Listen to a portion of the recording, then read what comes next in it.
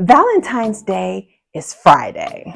But since I'm doing my Black History series on Friday this month, today I'm going to be doing my Valentine's Day video.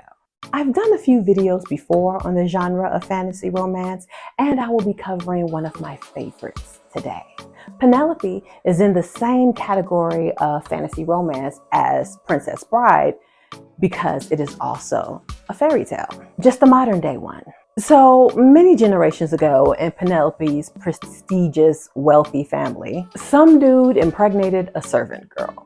He wanted to marry her, but his family made him marry a girl of the same social class. The girl unalived herself, and her mother, a witch, cursed the whole family. The next girl born into the family will have the face of a pig.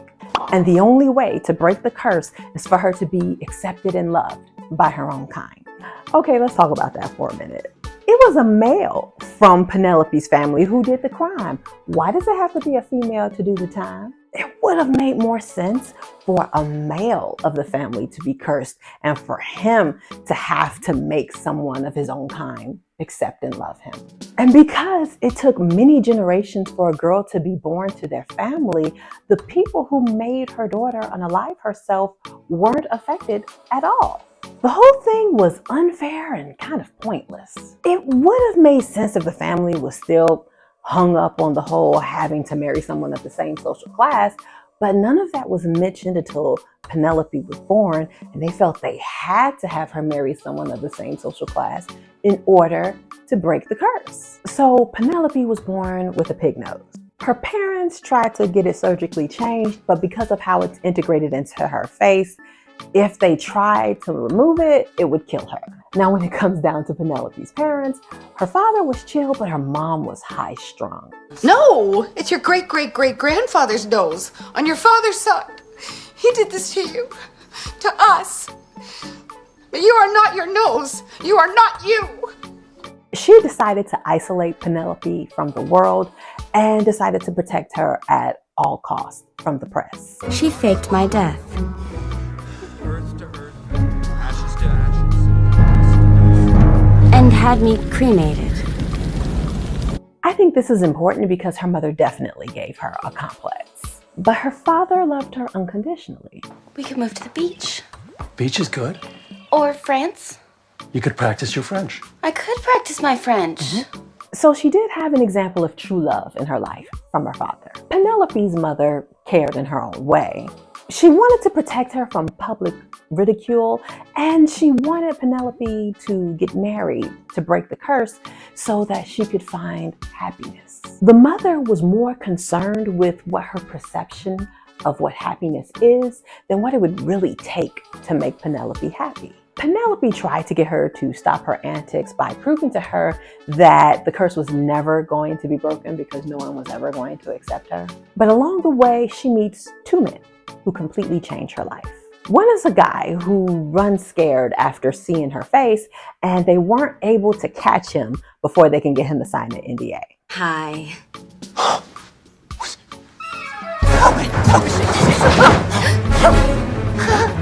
He goes to the police to report her, but he's laughed out at the police precinct. A newspaper article is written mocking him, and he brings shame to his family. But let's take a moment to talk about his actions. Okay, yes, he's surprised to see someone with a pig nose. But how was that an offense that should have been reported to the police or to the news? She's not even ugly. She's Christina Ricci. But even so, being ugly is not a reason to be arrested and have news articles written about you. I can't make up my mind if this is a comment on rich people's entitlement. You know, the mere fact that he was uncomfortable meant someone had to pay. Or if he was just on the biggest ego trip I have ever seen. It starts with him being frightened, then no one taking him serious, then him getting mocked in the press. And every step of the way, he doubled down, and his descriptions of her became worse and worse.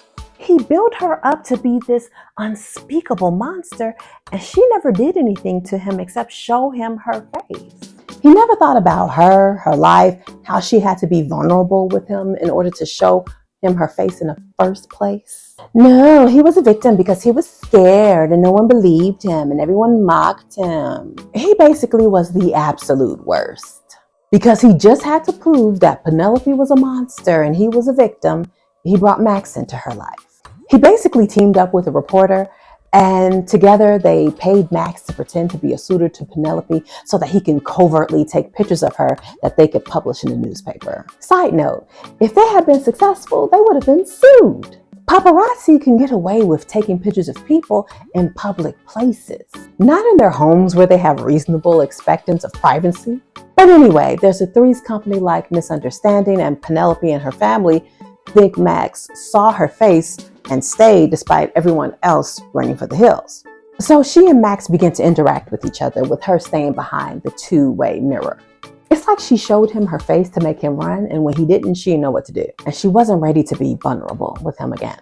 They talk and get to know each other. He tells her what her favorite book is based on his observation of the books in the room. She tells him he's a musician and tries to guess his instrument, which starts a very funny sequence of them bringing him instruments and him playing horribly until she finally guesses a piano. She's finding his instrument.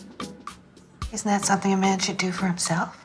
Are you even playing that? Okay, it's not the bass.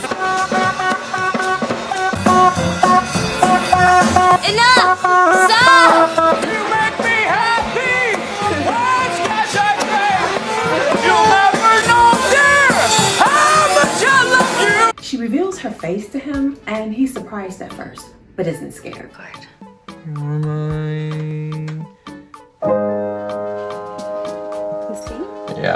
Yeah, it's better. He reaches out to touch her and triggers the camera that whiny boy and reporter gave him so he can covertly take pictures of her.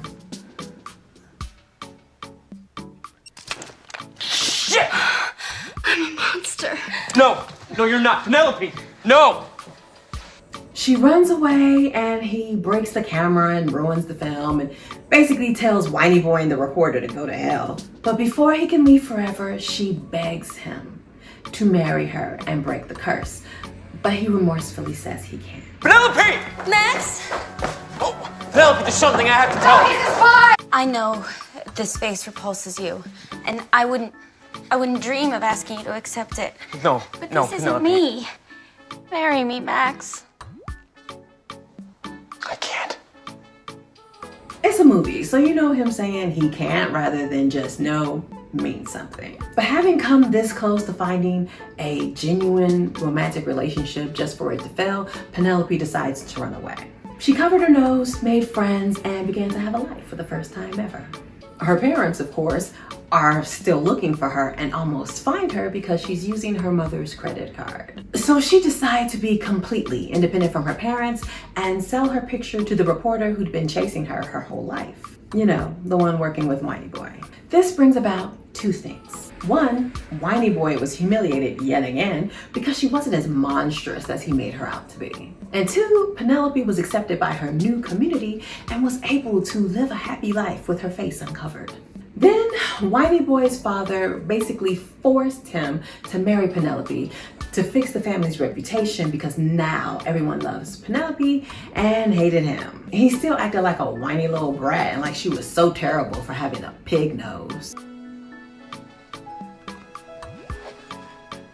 Will you marry me, Penelope? Boy, bye. Penelope made it to the altar, but then realized she didn't need to do this, and so she left. Penelope's mother begged her to get married so that she can break the curse, but then Penelope told her, I like myself the way I am. I like myself the way I am.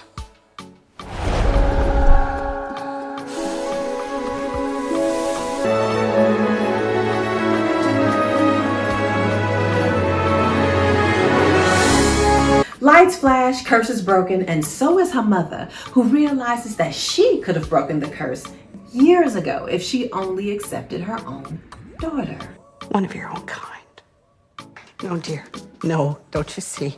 I could have broken the curse years ago. If I'd just done my job as your mother. No longer having a pig nose, the public wasn't interested in Penelope anymore, so she was able to go on and live an uneventful life. Her path crosses with Max, who we now know is really Johnny. Johnny Martin. Son of a plumber, huh?